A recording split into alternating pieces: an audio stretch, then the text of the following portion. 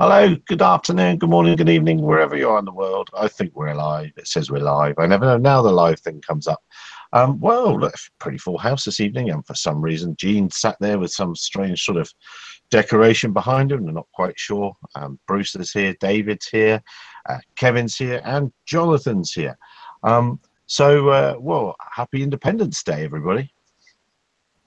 Thank you, If sir. that's what you say. Is that what you say? Do you say happy Thank you. Independence Day? Or is it Merry Independence Day? I understand there's some controversy about merry and happy. And so anyway, let's move away from that very quickly. We're hoping that John Taylor will join us shortly. And I'd set this up ready to start with John, but hopefully he'll join us shortly because it's kind of Independence Day in another way or for other reasons in America. But we'll jump forward a little bit and go to Gatwick in England, big airport, and DJI are very upset that somebody's flown near that airport. And guys, I don't know if any of you seen the. Oh yeah, there we are. Thanks, Tian. That's the. You can probably make it out in the middle there, but the no-fly zone that is on the DJI app ends like about 50 meters from the end of the runway at Gatwick. So that circle's well off center. And I don't know if Tian can flash up the Altitude Angel guys have got a proper representation of the controlled airspace around Gatwick. Now, yeah, that's a little bit more what it's like. So, in a lot of ways, these things are rubbish in, rubbish out. You know, if you're being given poor data to operate from, you're jiggered really. I don't know. I've ranted on already too long. Out to the floor. What do we think about? Should we have data on apps that we use to stay out of things, or should we just take a paper map with us everywhere? I think from experience, the apps are really useful, and I've obviously had some collaboration with Altitude Angel and some other parties on the apps that are being developed out there to assist people with, let's say, a bit more common sense than others, you know, to try and work from those apps, you know. But it was also this week that users managed to begin jailbreaking their Mavics and the Spark, the P4 Pro can be done now as well, apparently, and also a DJI M600. So the restrictions at the moment now for some users no longer exist. Well, yes, it is marked as Independence Day, isn't it? I do believe. I won't mention him by name. We all know who he is. And he shares the name of somebody in the group here at the moment, and he has today jailbroke that little one, the Spark. So yes, Independence Day, but I understand that's people's getting back their right to operate things that they've bought in the way that they want to operate it, not the way the man wants them to operate it. Yeah, absolutely. And I think with some of that, you know, I can kind of agree with. You know, you own the product. You know, it's like buying a car and then having the car remapped to get the performance, etc., out of it, what you want to get. But then obviously people then take it to the nth degree and decide they want to fly over Gatwick. Yeah, absolutely. And good day, John. I see you joining us there. Can you hear us over? I can. Thank you. Super. All right, let's jump back to John. John, we just talk about Independence Day for other reasons. You are the FAA Slayer. It got signed off and it's all done now. The registration be gone. For now, we'll see what Congress does. But you know, I think it's a fight that needed to be fought. If they were going to do it, they need to do it legally. And they're still not doing it legally because they're making people certify that they're Section 336 compliant to be able to get out of the registry, and that's not consistent with the court's order. What does that mean? 336. Oh, so that means model aircraft. What does that mean? Well, to get out of the registry, you've got to sign a certification that says that I always fly consistent with these criteria. And then it lists the 336 criteria, such as being a member of a community-based organization, various other, not a member, but flying consistent with their rules and programming, and various other criteria. And that's not what the court said. The court said that the registration regulation was vacated as far as model aircraft were concerned. So I don't think they can legally do that. I think what they need to do is to take everybody who's a model aircraft operator, in other words, a hobbyist, and dump them out of the registry and send them their money back. And Jonathan, didn't you uncover that in asking for your money back and getting dumped off the registry, they are actually wanting more information out of you than you gave them first time round, or something like that? Oh, right, exactly. They're asking you for your payee information, your financial institutional information, and I'm like, I don't think this is wise to give this information out, because yeah, I don't really see it being that wise to risk that information getting out for $5. The only thing that would kind of really interest me would primarily getting my data deleted, but now I have to like sign some document saying I hereby certify and that I always operate exclusively. I'm like, guys, wow, this is some really strong, very broad language, and I have to sign off on it. I'm like, this is a little, yeah, I don't like it. So could that language trip you up a little bit down the road then? Could they say, well, no, look, you signed for this, and by the way, you weren't doing it then, so now we're coming after you? Well, because sorry, go ahead. Well, it's sort of like Bill Clinton said, it depends on what your definition of is. So the question is, what's your definition of always? Does it mean that I always have? Does it mean that I always will? What does that mean? So I'm not sure how I don't know that they ever planned on using this registry in any practical sense anyway. But the certification, they've chosen, words that make it so that it can't really be applied. And I think I've seen some people contending that they did use the registry a lot for enforcement actions and the like, but I don't think we've actually really seen evidence of that, have we? No, and I sent them a FOIA request and asked them for documents of anyone, law enforcement or anyone else, attempting to trace anyone using the registry. And they sat on it and didn't respond in the time the law allowed. And then on the very day that my reply brief was due, they dropped in the mail a letter to me saying, yeah, we don't have anything like that. And that was, I don't remember exactly when it was. It was a while back. And so I sent them an update on that and said, this FOIA request, if you got anything since then, I'd like to see it. And the response time for that has expired, and they sent me a letter saying they're still working on it. So if they're telling other people that they have stuff, well, then they could give me that in a timely manner. But so far, they've never produced a single document indicating that it's been used. And when people say that they have, that the FAA has indicated it's been used, it's like, okay, where? Give me a name. How is it used to hold anyone accountable ever? And actually, I've never heard anybody say it's been used to hold anyone accountable. What they've said is it has been used in a handful of investigations. But what does that mean? And if it hasn't been used to hold anybody accountable, then what good is it? Well, I mean, could they have just typed in, does Joe Smith live in small town whereversville? And no, he didn't. But then they could argue it had been used, I guess, because they did do a search. Exactly.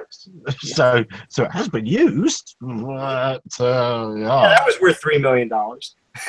Yeah, absolutely. Well, I wonder what the return. I mean, surely the returns are going to cost a fortune. Well, let's just take, for example, what happened with the Arizona firefighters and the gentleman who got arrested. Yeah. Let's take that into this entire discussion. So, does anyone in this group know if he was registered or if his drone was registered? And does that have? We know that the sheriff did not use the registry to trace him down. They used good old-fashioned police work. Exactly. They just did regular police work. Someone had a look on his van. Someone tracked down the van, and then was he flying again when they found him? No, was that what it was? They saw his van parked, and they followed up on him and arrested him in his apartment. Yeah, and that was because he also posted pictures from the site to his website. So as soon as they had his name from his license plate, they put that together, and that was it. Now, registry wasn't leveraged, and this was a situation where that's exactly what we're talking about. How could it be applied there? Shouldn't have been applied there. $3 million plus, and all this, that still happened. What's the point? So there we go. Well, it's still very difficult to see a registration number that is this big from a half a mile away. Yeah, but that brings into RFID and electronic conspicuity, doesn't it? That there's the next great big push is so that Joe Copper can just go boom and get the get all the details from that. And hasn't that case and the fact that the FAA registry fallen away, isn't that sort of playing into the hands of the proponents of those electronic ID? Well, but you have to demonstrate a need for it. You know, it's as I described to someone, it's kind of like looking for the Loch Ness monster. If you believe it's there, then I guess you just need to have more people looking for it, using fancier tools. But the fact of the matter is, the Loch Ness monster ain't there. It's spending a lot of money and resources and burdening people and interfering with people's personal freedoms. Frankly, it's just not. It's not worth it. You know, there've been various studies and analyses of drone sightings and the potential for a drone to actually bring down an airplane. I looked at the FAA's numbers on the increased sightings of drones, and I thought, well, how many UFO sightings are they getting? So I went to the registry where they tell pilots to report UFO sightings, and in a given period, there were 3 times as many UFO sightings as there were drone sightings. So do we have a drone problem or do we have a Martian problem? We don't have, the real answer is we don't have a problem. Is there an FAA registry for Martians? And if not, why not? Well, I don't think they want to break it down by ethnicity, but you get all kinds of trouble when you do that. Of course, you got to include the Venusians, etc.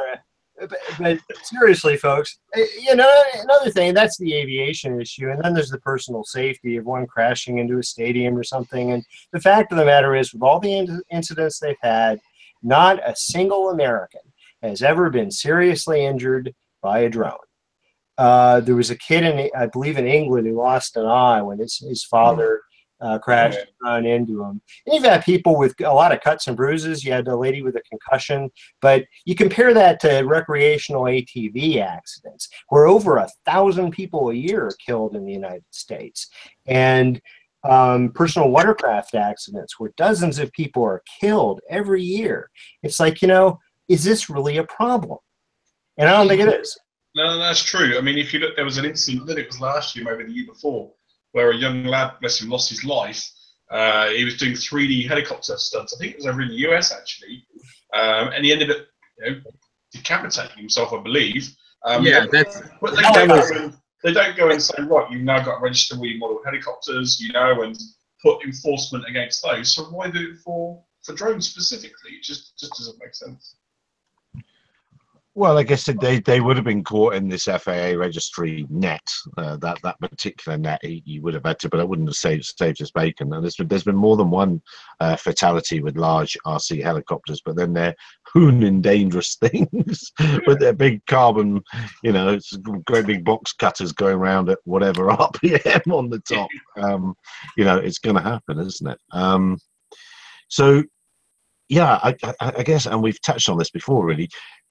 The size of the industry is what? I can't remember. Is it 40,000 pilots in America now? 40,000 Part 107, something like that. Yeah, sounds about that.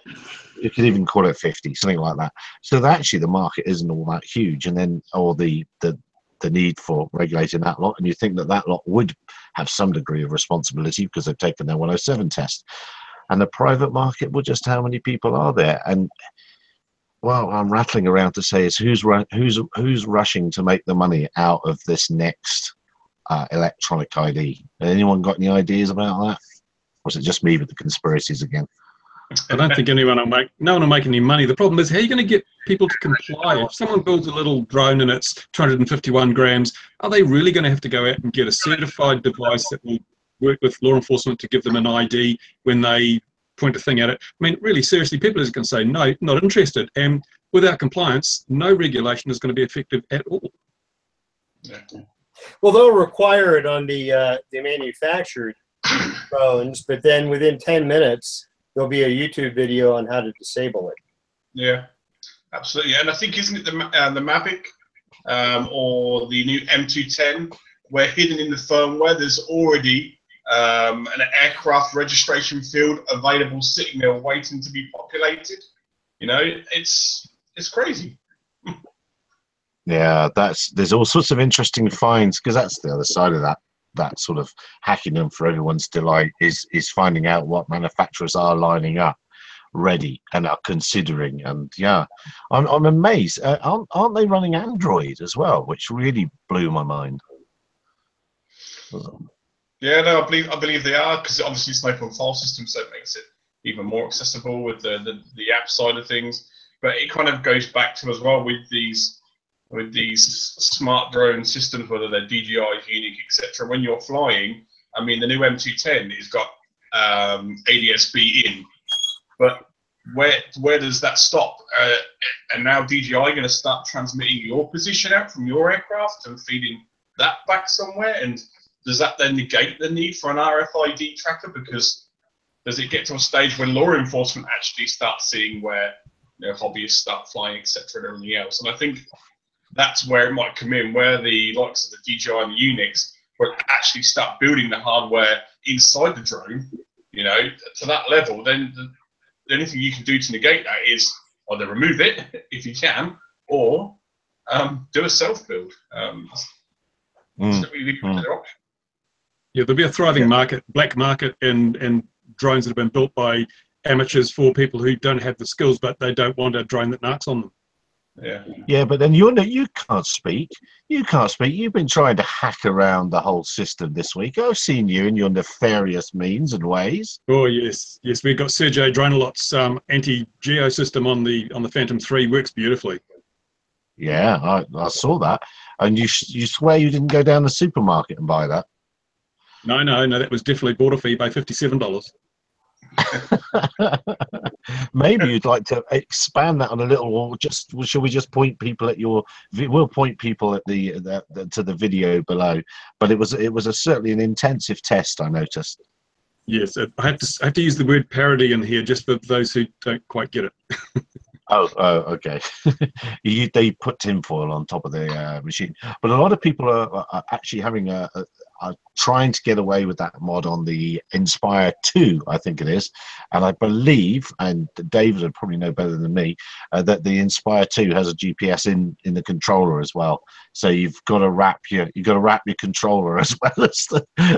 You can imagine people are going to start wondering all of a sudden, whilst they're losing their connections to their Inspire 2, because they're going to wrap too much tinfoil and that connection's going to drop. And then we'll start really testing fail-safe systems. And you have to get the tinfoil hat too. The hat's ultra important. We mentioned that last week, didn't we? We've got to get into tinfoil hat sales. We've got to design. We've got to start designing tinfoil hats. Surely there should be an open foil. The open foil. No, that's already an aerofoil thing, isn't it? There's got to be some sort of a thing for that. All right.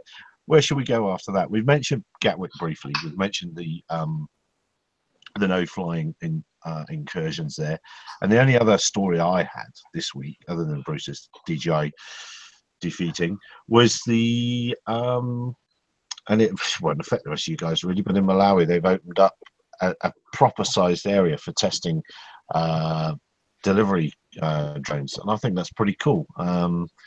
And yeah, I think it'll work very, very well, and I'm surprised other countries aren't rushing to do it. There's no reason why you couldn't do that in certain parts of the UK. I don't think they're working on that yet, are they, David? Well, I think Amazon are trying to position themselves as a bit of a monopoly to try and do the proof of concept, although the trial they did was, if anything, extended visual line of sight. I think they flew up to like 600 meters away from the point of takeoff, 650, but they claimed it was going to be, you know, beyond visual line of sight. And I think they're trying to develop potentially the infrastructure and how the airspace separation might work. And then, as your conspiracy theories go, who then starts charging for that kind of, you know, activity and use of the technology that's being developed to enable that? You know, but I think it's great. You know, countries like Malawi, you know, that could really benefit from this kind of technology, you know, and the openness of the regulations. just for transporting medical supplies and things because of the distances they've got to be covered. And it won't be surprised, if it's countries like this that end up pioneering the way forward, whereas us, in the UK and in the US, we don't necessarily have that much space. Or in the US, you do more than the UK, but again, regulations don't allow it. And how can you try and push for greater regulations if you can't collect the data to prove that it can be done safely? Yeah, it's an embarrassment to us further down south in Africa, where traditionally we tended to be ahead of the crowd, but South Africa is way behind the crowd now. And we're considering some ADS-B trials, and we're just going to use a manned aircraft. It'll be so hard to get any sort of permissions. It's just easier to jump in an airplane and use the ADS-B in that, which is terrible. It's a terrible shame, really. I think isn't Robin at the range in New Zealand? Hasn't she got some medical trials or something going on? Aren't they about to start something down there? Yeah, she's got another company they're paying to do the delivery of medical supplies to people in that region, which is quite sparsely populated, and a lot of people don't have transport. So I think she's carefully coordinated those two ventures together to get a bit of synergy going. I think we know that drone delivery of medical supplies, maybe not right now. It's not going to happen. It's just there's too many things that can go wrong, and especially if it's something like a restricted medicine, because there's a lot of drug activity up there. You can see the locals shooting down the drones to get the morphine pills, to turn them into whatever's, it's just not going to fly, quite literally and metaphorically. Yeah, well, we shall see. And I think, I know I was going to say then, I have got a method for going VLOS to BVLOS. I just have to do that, and I get it's cost a fortune to develop that technique. And I think I've had crashes that are further away than that Amazon delivery. Anyway, but that's another. I think I've seen them on Bruce's videos as well. So that's really about all I had to say. Did what other? I've ranted on enough. What other stories did anyone else see this week? Casey Neistat is not going to be prosecuted by the FAA because they have a lack of evidence. Apparently they're blind and deaf and stupid as well at the FAA, and they couldn't see what he was doing. So that's a good news, because anyone else who's put videos up that could potentially be incriminating, I would be using Casey's situation as a precedent to say, you guys don't have enough evidence to prosecute me. You couldn't prosecute Casey, so why me? And I think it's going to be interesting to see what they do with the guy in Arizona.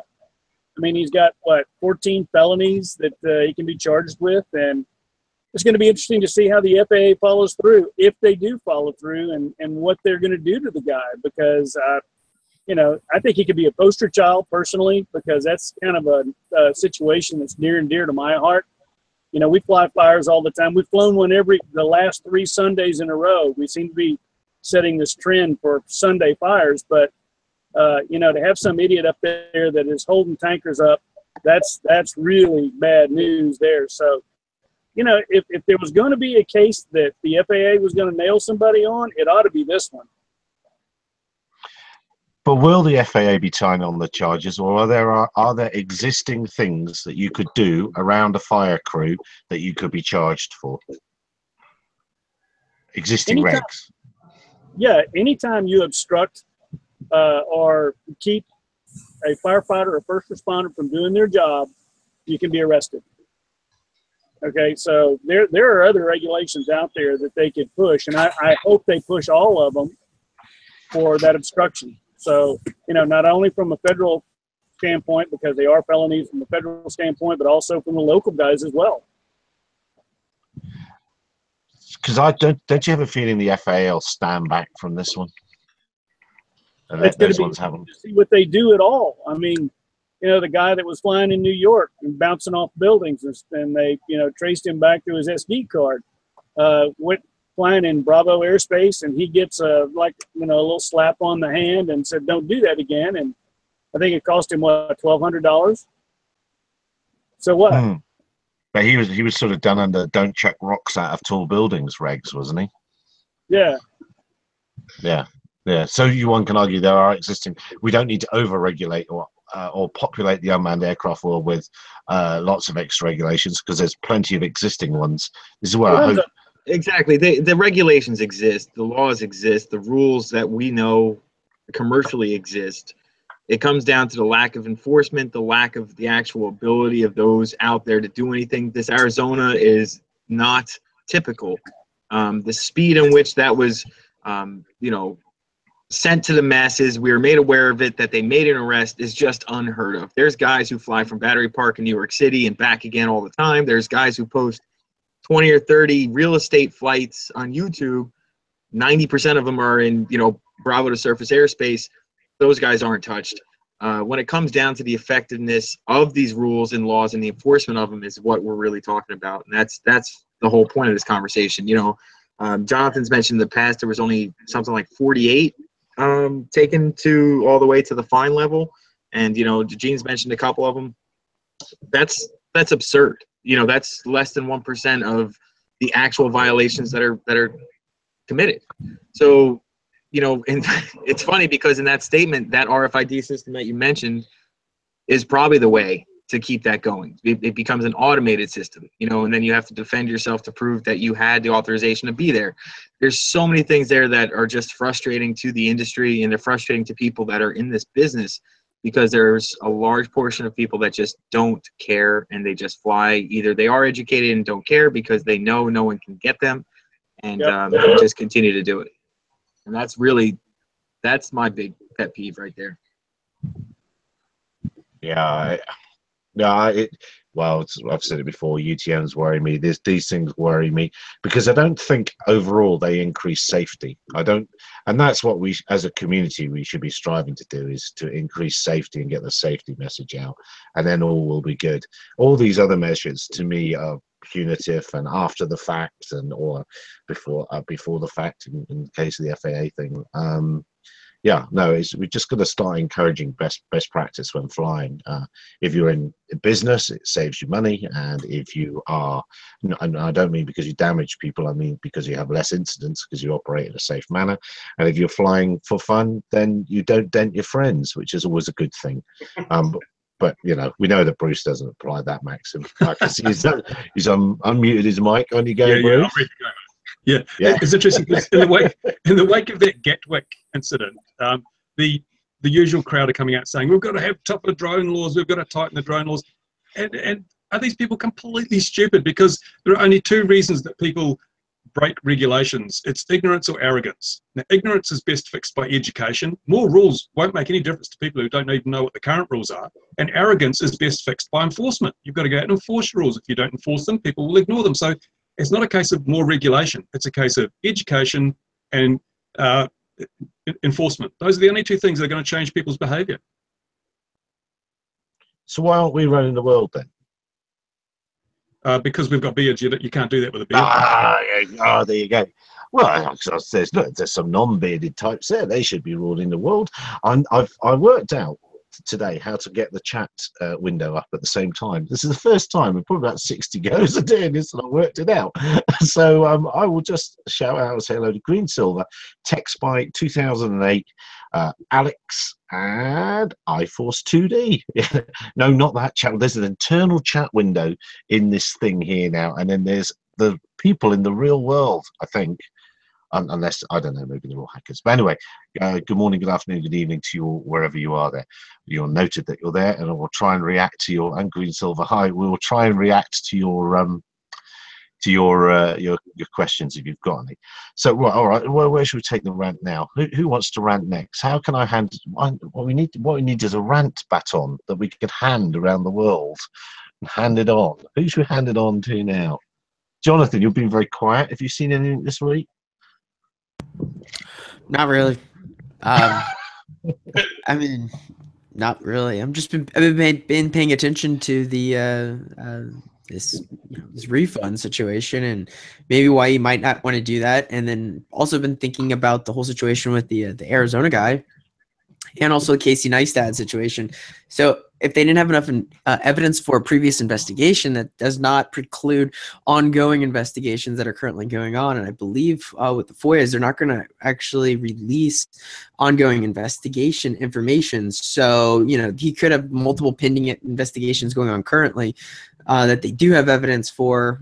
So, I mean, that's one situation. The Arizona guy, I would say that if the FAA might not need to even get involved, because with 14 felonies, good grief, that's a lot of money that guy's gonna have to pay to hire an attorney to try to resolve that situation. Why would the FAA, take care of, do that? It's like they might come in and just briefly kind of give the prosecutor a heads up on maybe some strategies on how to do stuff. But I mean, Arizona's their prosecutor's gonna take over from there. So that's some of the things I've been watching and paying attention to this week. And the fines for getting in the way of a firefighter and stuff like that. We've mentioned before that the FAA fines are like, I can't remember, are they like $1,400 a pop, and you can get multiple ones or something like that? It's $1,414 right now. Okay, there we go. That's nice. 1414. That's very good. It's 2:15. It's nearly 3:00. Are those firefighting ones likely to be much greater individually, or would that be a really chunky amount of money? I mean, it depends on how many times he flew in the TFR. Was it one time? Was it 14 flights? What type of TFR was this? Because I mean, I understand that there is a firefighting type of TFR, but was there any other ones that were going on at the same time, like a security related one? Which gets me thinking, because that has criminal provisions to it that the DOJ can come after you. So there's a bunch of different facts there, but he can get probably cited for quite a few different violations of the Federal Aviation Regulations. But at the end of the day, though, with the FAA, do they really want to go after this guy when he has 14 felony charges? That guy's going to be really busy in Arizona State Court. I think he learned his lesson at this point. Do they need to come after him? And so do you think that there's enough education, and the education in this case would be it being plastered all over the newspapers? Yeah, it tells me that I don't want to be doing anything over in Arizona around a fire. Good grief, 14 felonies. That's going to be a little expensive, because you're going to have to, some attorney's going to have to sort out how many of those 14 different flights there were and have to dig down into all of that. And that's going to be difficult. The other thing on the other side, the prosecutors, are they going to be ready to start handling these cases? Because while the law enforcement, the police are going to be arresting people for these type of violations, and they're going to cite them with like traditional criminal laws of some sort, are the prosecutors going to be able to, if you have the stomach, if you will, to kind of go after these individuals, or will they just kind of quietly let the situation go away? I mean, prime example, look at like what happened in Seattle, where that prosecutor, they took it all the way to trial, and that individual ended up getting how many days? It was 30 days. Yeah, 30 days. But that came down, actually, by the way. The original judgment on that case was for 364 days from the jury. The judge brought it down to 30. And then I believe it was later put on house or something. How many other prosecutors out there at the state level are wanting to actually kind of take this all the way and have to deal with that? So that's going to be another interesting thing. And I think the states are going to have to start training their prosecutors on how to kind of like handle these situations, because it's kind of like this new problem. Like, well, how do we prove that this guy was flying that drone at that time and not some other phantom, since everyone has a phantom, right? I mean, you have some ID issues going on, right? I mean, the phantom, everybody owns a phantom. Like, is anybody here not own a Phantom? I mean, I own a Phantom, so that gets into all sorts of ID issues there. I can see at some point, because they could be making an argument. Oh, well, he maybe did this flight, but not the other 13, and so yeah. No, but it's easy. It was Bruce's. It was Bruce's Phantom. That's the easy answer. It was Bruce's. That's a card. We just need. It was Bruce. That's all. That's what we need to start generating. That's the T-shirt. It's Bruce's fault. Must be. Oh, that killed the conversation, didn't it? Yeah. Yeah. It's yeah. I guess they are. Well, they must be facing the same problem as the FAA then. But I suppose in this case, perhaps a firefighter did see him operate. operating and did see him land. I don't know. I didn't read enough. Yeah, the story on the ground, and it was posted like 6 different ways. But basically, what it come down to is multiple witnesses saw him operating it, and he was standing next to that white van. That's why they were able to pull him over and then seize his aircraft, and then they found everything else on his website and stuff like that. And the 14 felonies, each one of those was a count against the fact that there was 14 aircraft on site. And that's what else was published, is that each one of those was a felony endangerment to crews. And so that's where that number came from. That's what I read into it from. It's not individual counts of flights because they only witnessed him flying that one time, but it's the fact that there was that many aircraft on scene, and they're counting it for each one of those. You are correct, Kevin. That's exactly what they're saying, is that he obstructed those air bombers from taking off and flying and doing their jobs. That's what they had in the rotation. Yeah, and out of that, you can, Jonathan, if you defended him, I'm sure you can get that knocked down to the ones that were actually in air at the time, if any. And then, you know what, this is really just a case where they're just trying to bury him under indictment and then see what he does. But it can be easily defended from the other side of that fence, which I don't want to, because the guy's a jerk and he should get what he gets. But quite honestly, that kind of situation and how it's being against him, I think he can probably get off on most of those felonies. But let's look at the case on that person who struck 30 days in jail, getting talked down from the 1 year in county. That's about right, I would think. If you're flying illegally and you actually cause bodily harm, firstly, that, let's look at it from regular law. That's an assault with, you can even call it a deadly weapon. He's lucky he got 30 days, because that's what it comes down to. When people talk, what's the difference between survey equipment and drones? A drone can fall from the sky and kill you, or in this case, cause, great bodily harm. So that fits the crime. Now, this guy, he endangered crews if they were active at that time. And that's just how I see it. A drone flying in the sky, even a Phantom, more than likely is not just going to drop out of the sky. So, this is a whole nother conversation that I don't know if anyone else wants to agree with me or not, but that's kind of how I see it. Well, I think I want to sort of say there must be existing, again, it's like chucking a rock out of a building in New York or something like that. There must be rules for inappropriate operation of a bicycle and causing somebody damage or something like that. I mean, do we need to really change? That was 30 days. That was an unfortunate incident, but it was a long time, especially down from a year. No, I'm just talking nonsense, aren't I, really? I just think that's harsh. I think it's harsh, and I think there must be established rules that can be applied out there. Yeah, and I think there's also a anybody that is on the facing one of these these type a bunch of charges in some similar type case like this, or the prosecutors, I think, definitely want to they want to tread very carefully in how they go about doing this, because I could see that some wrong moves in certain places could cause some serious problems to either side, and I could see that this is nothing to just play with, because there's some interesting arguments that both sides could actually make in this situation. And I think it kind of raises, it's kind of like a new frontier of some of these criminal law issues that are kind of popping up. Well, go on. You're not going to do what could trip them up then on both sides, or is that under a fee if we ask that information? Oh, that's why people hire me. There's some really good arguments that you can make on both sides. You got to call Jonathan for that consultation first. First one's always free.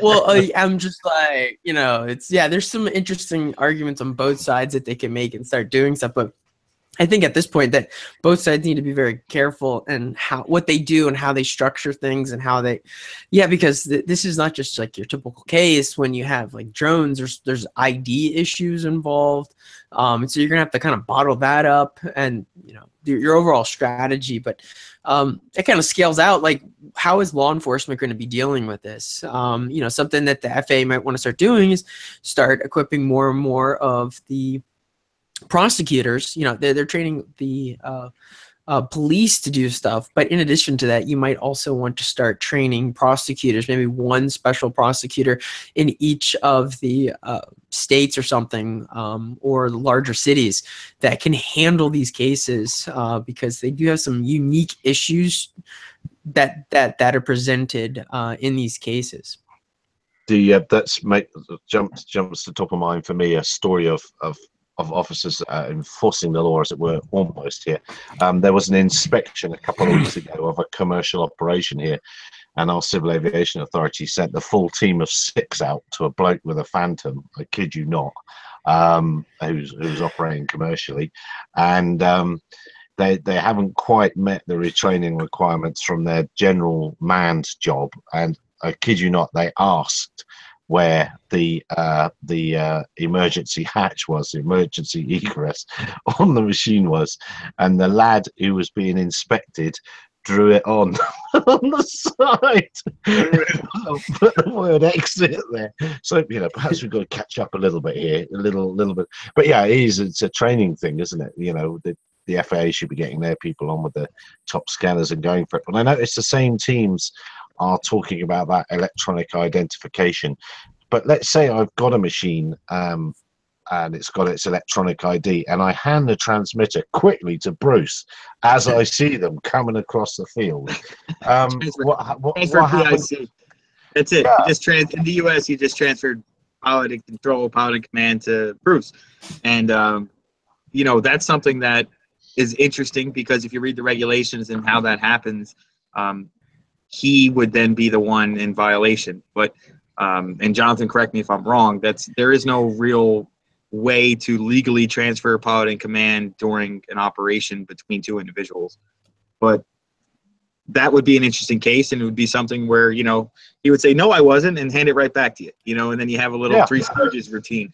But it's actually very interesting, and I've been thinking about it since Jonathan mentioned it, the identification aspect of it without any kind of digital record of that. So if I was park flying, and someone else, just like if it was a police chase, someone else broke a law in their Phantom and then came over the park with me and just landed next to me and said, no, it was him.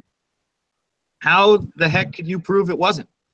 And that's really what it comes down to is, the burden falls upon the accused in this case.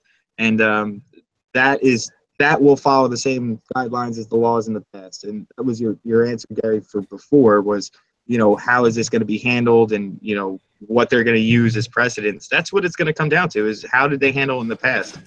And, fingerprints were really the big identifier with individuals, DNA. Well, those things exist on our digital systems. We have serial numbers. We have DNA. We have the ability to distinguish between this Phantom 4 and that Phantom 4. It's just that ability in systems to have that translated and provided to those who need it. But those who need it have to really have a good reason for it. And that's it. TechSpy's just made a really good comment, actually. Who's actually in control of a Spark when it's in gesture control mode? That's a good point. There's more legal arguments there. I'll tell you that right now. So really good. I didn't send you that video about me flying that Spark and how glitchy it was inside. That it could easily be taken over by someone behind you, or that control gets switched over pretty quickly, and then now all of a sudden you just hijack somebody's Spark. Exactly. No, the other way. You gotta turn your hand upside down. There you go. So like, do not fly near mime artists or something like that. All sorts of warnings and things like that. Like, do not use near a pizzeria or something like that. Or mimes. Near some mimes, right? It wasn't me. It was the mime that took it over. It was the mime. Yeah, please and no he's American not saying a word. He's Yeah, still no in that Saying a box. word. Yeah. No sign language by my drone, please, because next thing you know, it's going to fly away and hit something, and that's And they've a got very the interesting. special Marcel Marceau edition coming out next year. Yeah, it's white and black. Yes, that's right. Yeah. Well, here's another situation kind of being brought up with everybody flying their Phantoms near these in certain locations. If you are a legal operator and you're not doing something illegal or shady or whatever, you probably want to be as much out in the open, I would say. And in certain locations, if there's local law enforcement, that they know who you are and you're on friendly terms with them, because there is a really good possibility that there are some misidentification issues going on between the law enforcement. Like, let's say at a concert, right?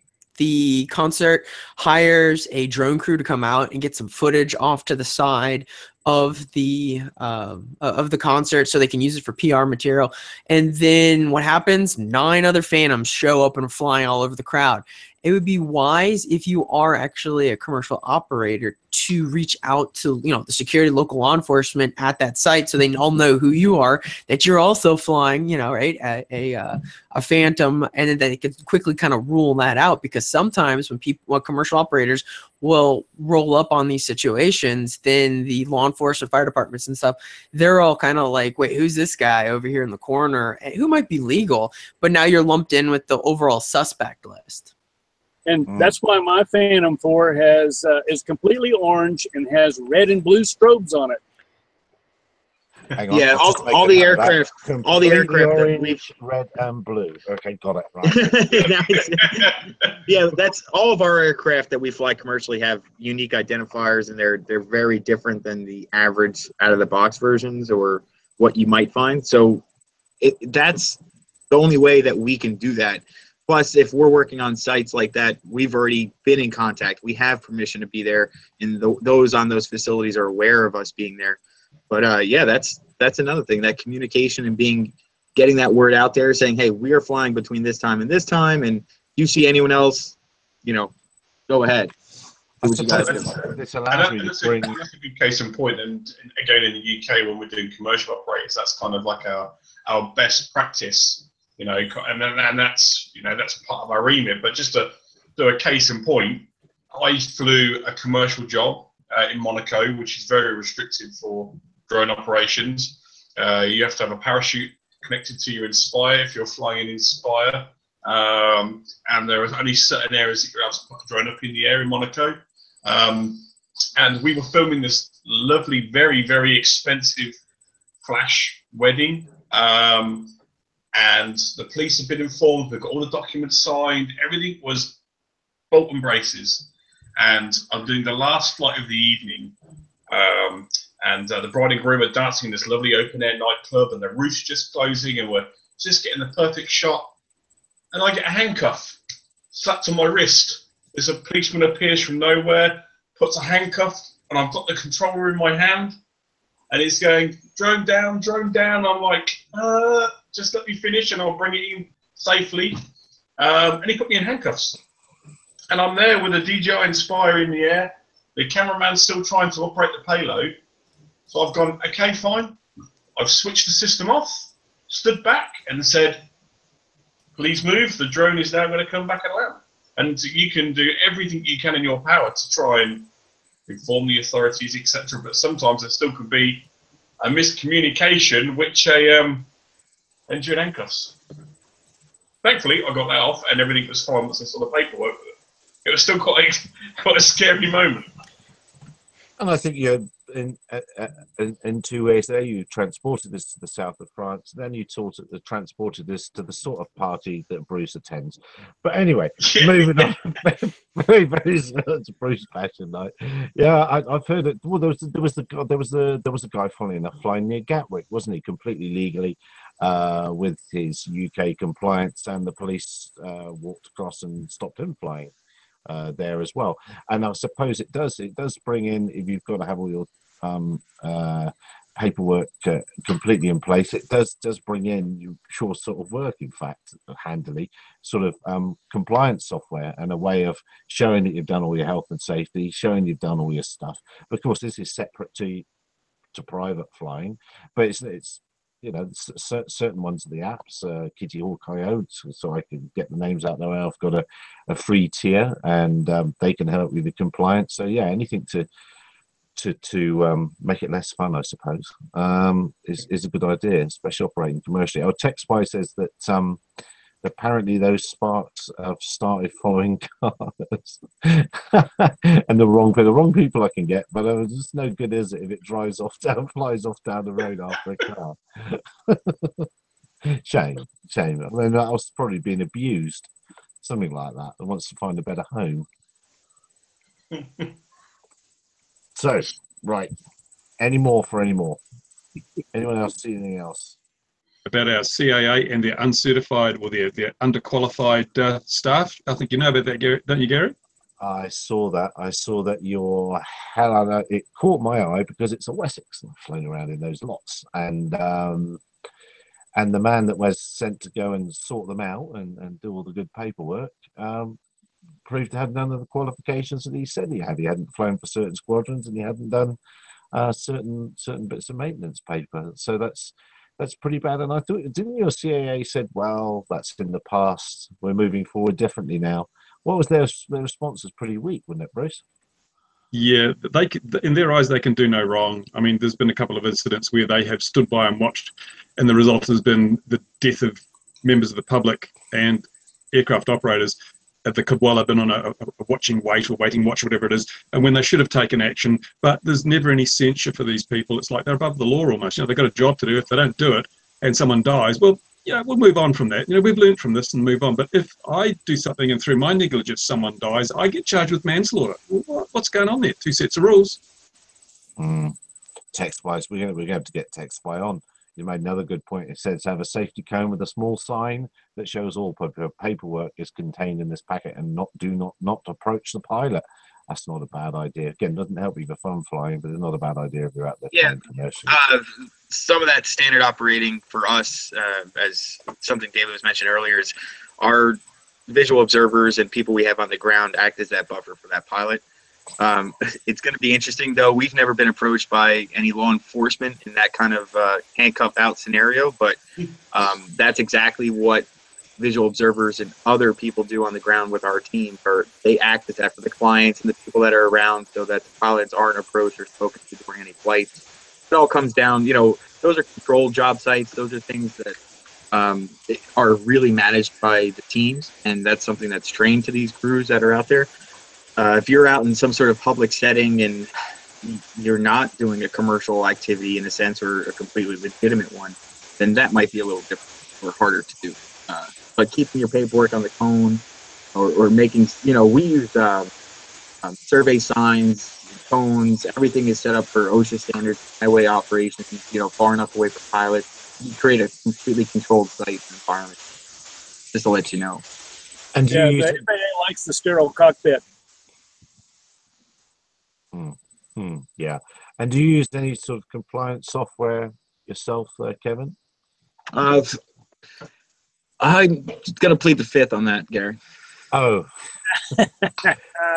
Chicken.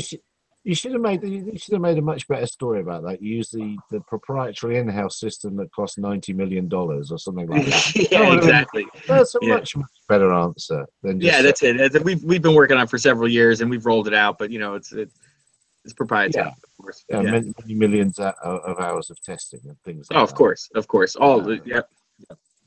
Okay, so go ahead. So speaking of, has anybody tried that app that? Well, that's not it. That Drone Watcher app. That one right there. That one right there. Has anybody tried that? The one that keeps asking me why I'm not running their press releases. No.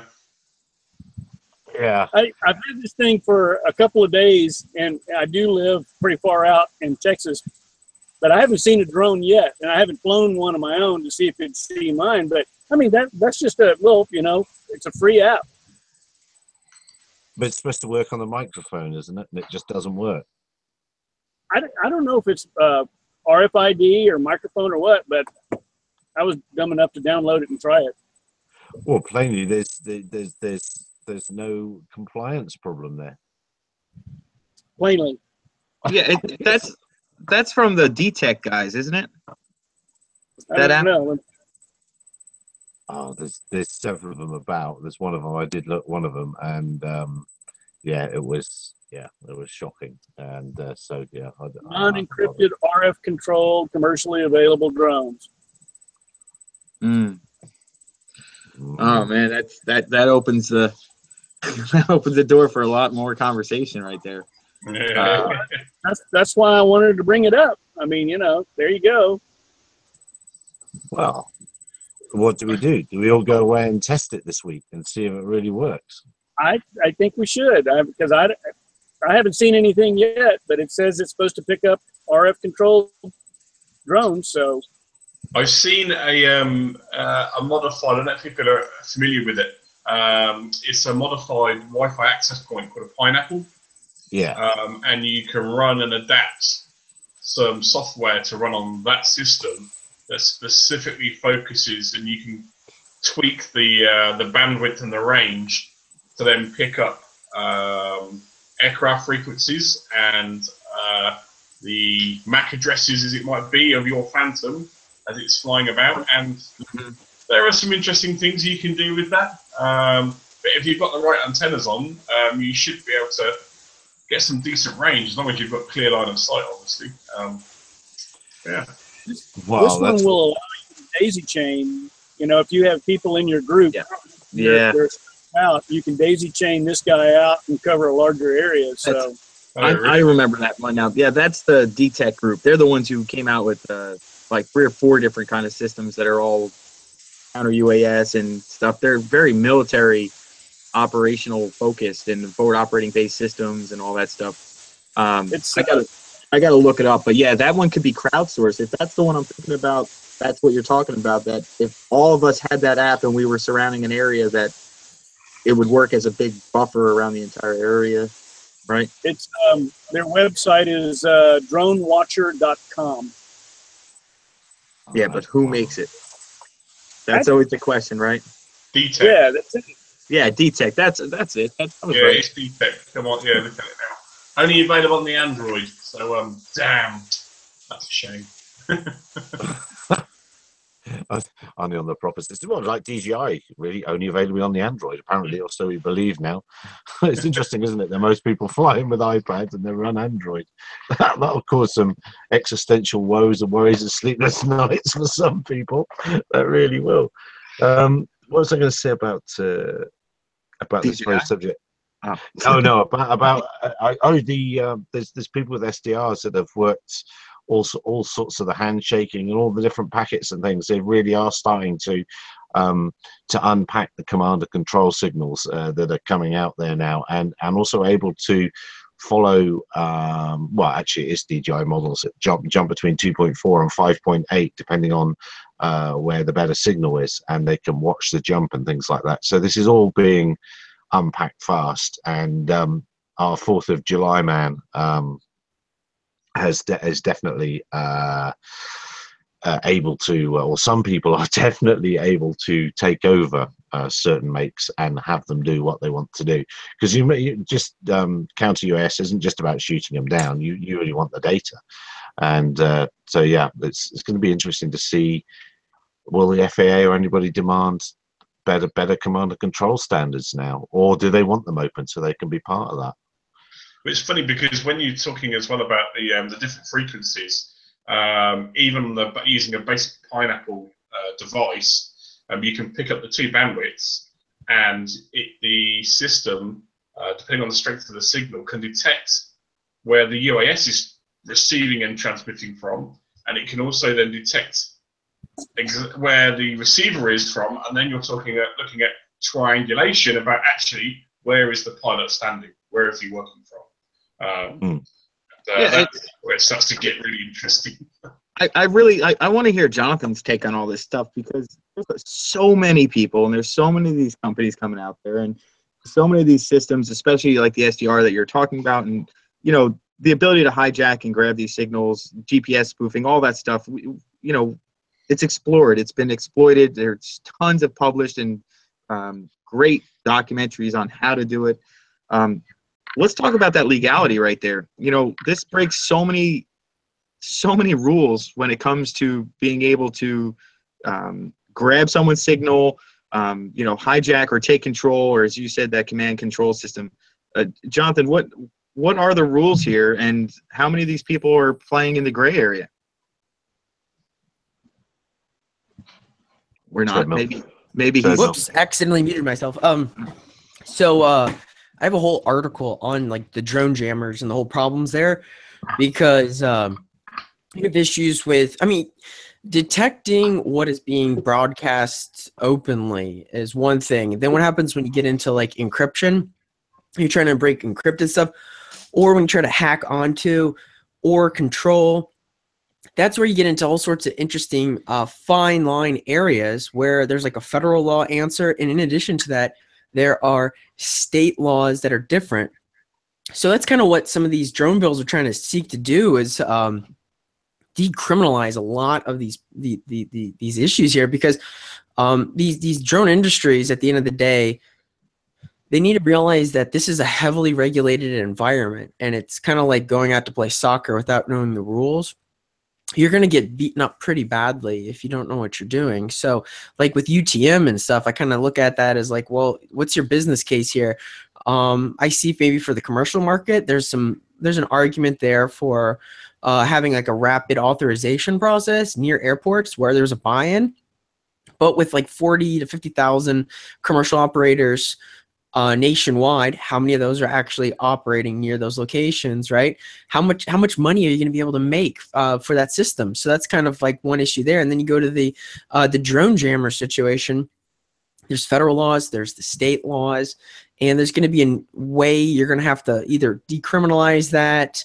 There's also going to be liability issues there if you're taking over command of that aircraft. Now you are the pilot in command. Do you have a 107? Is it beyond the visual line of sight of yourself? So it creates crazy legality issues and liability issues that at least there was that President Trump had some proposed language they were trying to put in regarding the drone jammers, and that was kind of what it was seeking to fix, was a lot of these problems that have been identified by the counter UAS market, and they're going to have to overcome a lot of those before you can see like wide scale implementation of a lot of the counter UAS systems out there. I mean, detection of an aircraft, like, great, you see the drone, now what? Go find the guy. I guess you try to stop it, but what if you can't find the guy in time, right? What are your options? Oh, you're going to shoot down the drone? Well, that's going to cause all sorts of liability issues, because, look at 18 USC section 32, that's a federal crime. If that drone, if you were to accidentally hit somebody on the other side with, some ammo, that is, that creates some liability issues there. If the drone falls down onto people, that has more issues there. Are you going to be jamming signals? Well, what else is running around on those signals? Because manned aircraft as well have frequencies, like they're on the GPS frequencies as well. So you're going to be wiping out the American GPS signals as well as GLONASS. This is causing all sorts of problems with. I mean, they have a whole crazy amount of problems compared to like the UTM guys, in my opinion. Yeah, I mean, I've said it before. I was going to say. After you, Kevin. Well, thank you, Gary. Just to touch on that, the FCC has very strict laws against jamming GPS equipment and anything that has to do with that system. That's basically what it comes down to, is that you cannot produce, design, sell, or market anything that can block, jam, or interfere with an authorized communication system in the United States. That all started back with the cell phones and cell jammers, and actually, I believe if we want to do some research, one of the best ones was out of Australia, that the guy created basically a black hole from GPS and Wi-Fi, which you know, from what I remember reading a couple years ago, they said it was just too evil to have public, but it was released and it did work. But that's against the law in the United States. You cannot interfere with GPS or any kind of communication that is authorized by the manufacturer in the country. The other problem you got though is that ISM bands, when you use those, you do on the understanding that you must accept interference from other sources. There's no guarantee of integrity of your signal. You have no rights in that respect. So these drones, typically using 5.8, 2.4, they're both ISM bands. You don't have that protection. And I see that 5.8 has been given over to vehicle-to-vehicle communications. So it's gonna get very, very noisy for the FPV crowd on 5.8 shortly. And that's being hard baked into all 5G stuff. So yeah, yeah, you make a fair point about ISM. And I've said it before. I saw a box of tricks at Farnborough where it has buttons, shoot them down here, there, and everything. And I did, when I looked at it, I did think, oh my word, this whole command center thing. You know, how on earth did they get any of this approved by anybody? And I think the answer is they didn't. I can't see it. I can't see how. You've probably seen those at shows, David. Yeah. And the thing is as well, I mean, we've got companies in the UK that are doing the drone detection, you know, and in fact there's a prison that's just spent £250,000 in the UK. They managed to arrest a guy that actually crashed 2 drones in the same prison within 8 days. So they've had this expensive system installed, but again, we have the same laws in the UK with regards to jamming of frequencies, intercepting of transmissions, you know, and I think, again, it depends on the scenario, but if we look at, let's say, Gatwick, for example, if that had some drone fencing potential, you know, would the risk of sending a drone back to where it took off from negate it from actually maybe colliding with an aircraft? Would that kind of risk be then approved for that kind of jamming scenario? I don't know. I think it's going to a discussion that's going to develop definitely, you know, moving forward. There's no end of people trying to make money out of it right now. And it's, you know, that's probably the thing in the U.S. and globally. A lot of people are running out there to see if they can't, you know, if they could do something, but they don't realize to research if they should, or if it is illegal. A lot of people just see opportunity to make a lot of money and get their name out there. You know, we've all seen it before with vaporware, and people say, here, this is what our product can do, and then they drum up a whole lot of publicity and marketing. But that's what it comes down to, is that people are running to certain things, either through sensationalism with, you know, the AirProx sightings and all that stuff, or, you know, maybe even this Arizona fire situation. I thought it was... Go ahead. Sorry, being rude. I thought it was quite interesting in England in the last AirProx, you said AirProx reports, the last round of them. There were actually 3 AirProxes that came from drone operators and reporting aircraft that were bashing through at low level and stuff like that. So the worm's turning slightly. It is. You know, actually, we had one in Iowa. We were doing operations, and a manned pilot, I guess, was very curious of what was going on, and he definitely broke the rules. That's without a doubt, and that's something that is going to be seen. And you know, people out there, especially if you're a legitimate commercial U.S. pilot, you have all rights and respects to file the same exact safety report. Yeah, absolutely. And it's funny because I saw one of the AirProx reports posted actually on the UK RPAS page. And the pilot actually came on and said, look, this is AirProx has been filed against us. And the aircraft actually was proved it was actually flying at the altitude it should be flying at. It wasn't flying below. And it was a perception of distance from the drone operator that was flying, you know, against the backdrop and the plane itself. And but you're right, you know, drone operators have every right to file those reports, as does manned aviation. Green Silver in our comments says that apparently the law at Gatwick have their own drone on. Maybe they do on the airport. It'd be interesting to find out about that if they do, and how that operates day to day around that busy airport. And then text-wise, telling us about an antenna array to detect 2.4 and 5.8 airborne transmission, and a Wharton cannon to shoot it down. It's very easy to find most FPV guys. They put their position on the screen. As you can see that in the clear. But yeah, look, what's the time? Look, it's 9 minutes past. We better wrap this thing up. So, does anyone else have anything else before we say a good day? Just the fact that probably later in the week or maybe early next week, there's going to be a lot of stuff going on that we will have a lot to talk about. Oh, it's not Christmas. It's not my birthday. What can you mean? No. It might be Christmas to some, but just a lot of stuff going on. And, you know. Sorry, Gene, go ahead. What a tease he is. What a tease. I am. You know, we have to play by the rules, and that's what I'm trying to do here. But yeah, there's a lot of stuff going on out in the world, and especially in the States, and people are starting to. Yes. I think Kevin may be alluding to the fact that we're under NDAs. Well, not quite NDAs, but a bit higher than that, I suppose. Over certain things that may or may not be occurring this week, later this week. And that's certainly going to make the news, and it will distract from any incursions into airspace and things like that. But anyway, yes. So stay tuned, because we may be having a very quick hangout about that when it actually happens and we're allowed to talk about it. So yes, coming soon. Breaking news, as they say. With that, please like, unlike, as Bruce says, it's all reactions. Thanks very much, gentlemen. Thanks very much for taking the time out to join us this afternoon, morning, and evening, in all parts of the world. And we'll do this again at and dear viewer, and there's more than one dear viewer, dear two of you. Thank you very much. We hope to see you all again 2100 GMT every Tuesday night. Cheers. Thank you as always.